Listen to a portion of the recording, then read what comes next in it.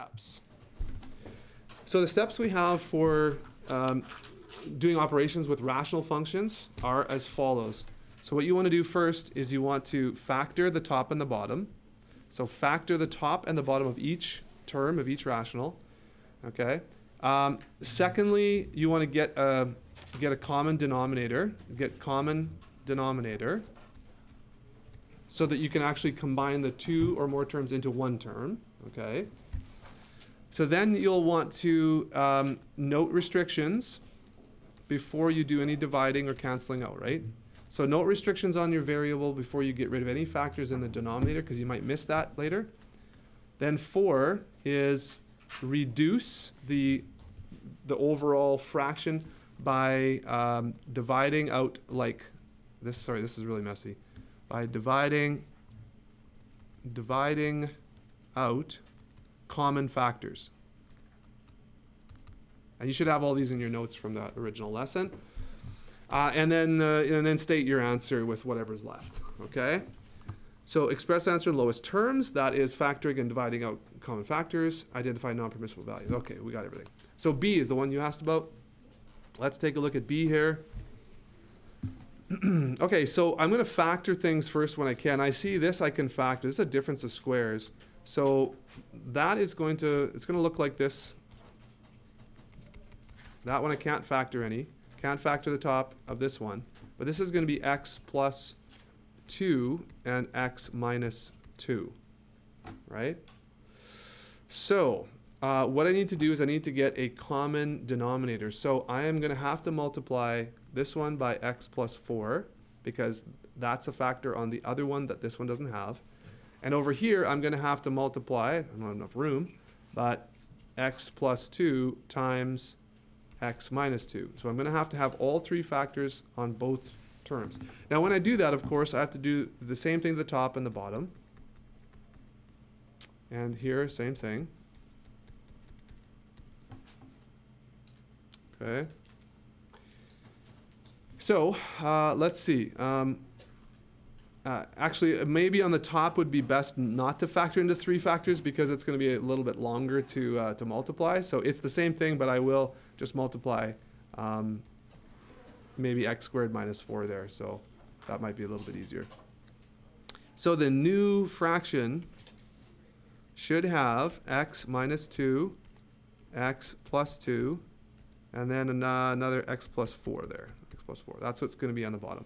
On the top, I'm going to multiply this out so that I can get individual terms, so that I can like combine all common terms there. So that's going to be 3x cubed when I do FOIL method here, minus 12x plus 2x squared minus 8 when I do that FOIL method on these two. And then I'm going to be subtracting, and good idea to make brackets here so I don't miss anything. This is going to be x squared plus 4x minus 5x. So plus 4 minus 5 is minus x minus 20. Did I do that right? 4 minus 5. Okay. All right, so what does that do for us? Well, we're able to combine some like terms now. So we have x squareds that I can combine. I have x terms that I can combine. I have constants that I can combine. So I'm going to get kind of to one, big polynomial here, and we'll see what has to happen. We'll try and factor that when it's all said and done too. So get a common denominator, note restrictions, reduce by dividing out common factors. I guess we didn't note restrictions yet. We could do that now, I guess. So restrictions will be x cannot equal all the factors that would be in the denominator right here before we divide anything out. So it can't be plus 2 or minus 2 or minus 4. Okay, so we'll leave that save that for later. If we combine some like terms, there's no other 3x cubed looks like, so I guess we'll have to leave that alone. The x squareds, I have 2x squared minus x squared is just 1x squared. So those are gone. I have negative 12x minus a negative x, so that's a negative 12, plus 1 is negative 11x, so the x's are gone. Constants, I have minus 8 minus a negative 20, so that's negative 8 plus 20 would be plus 12. All right. So, yeah. Okay. So this is where, at this point, if you do it this way, which I think this would be the way you kind of have to do it. What you'd want to check now is you'd want to check to see if you can factor this trinomial. So if that's the case, because it's a cubic function, it's a little bit trickier to do than if it's just a quadratic, right? So what you'd have to do is you'd have to try to see if you can identify any factors for this and then do either synthetic division or long division. So this is a long question, it looks like. So synthetic division, do you remember that synthetic division with that L, the elongated L, and then you put the A there and you put the coefficients along the top? So we might have to do that. Might be a good idea to check, first of all, just these factors that are down here, because there's a chance that we might be able to simplify this one. So if you check, plus or minus 2 or negative 4 as a possible root.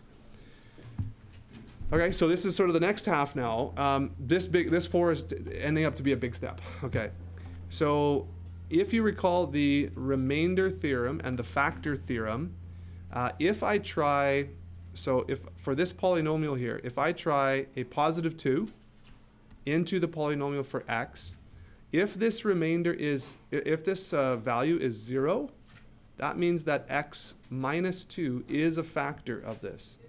So that's in chapter 4, is it? Chapter 4, the remainder theorem and factor theorem. You might want to review that, but that's what I'm doing right now. So I'm going to try x equals 2 because that is representative of this factor x minus 2. Okay? So when I put 2 in there, I get this right here. So what does that equal? That's 3 times 8 is 24. Plus 4 minus 22 plus 12. So that's 26. No, that doesn't look like it's going to be a factor, right? Because this is not 0. 24 minus 20, that's 2. Plus 4 is 6 plus 12. Yeah, so that's not 0. So x minus 2 is not a factor, it seems. I could check x minus 2 to see if that one is. So minus 2. So that's going to be, I'll just do this a little bit quicker. This is negative 2 cubed is going to be negative 8. So that's going to be negative 24 plus 4.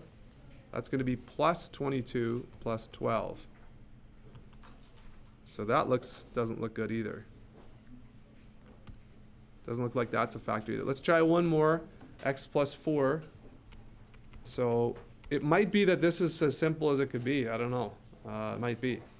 So if we try negative 4, yeah, if we try negative 4 there for this factor, then we've got negative 4 cubed is negative 64, right? Times 3 is what? 80, negative 192. 3 times negative 64, somebody can double check that for me. Negative 4, so this is plus 16. This is plus 44 plus 12. Yeah, that doesn't look good either. So far, if we've done everything correct, then this is going to be your simplified answer, I guess. So let's just double check a couple things. Yeah, so this is your final answer then, because we've tested all of these factors down the bottom, and we can't factor this top one anymore, so that's it. And so this, along with the values that are non-permissible. So that's your answer there. Okay? That's a long one. That's a big one. Yeah, that's a big one. But that's the reason there. Okay? Any other questions about that? Remainder theorem, factor theorem, synthetic division, factoring along polynomials. Please make sure you revisit that for your final.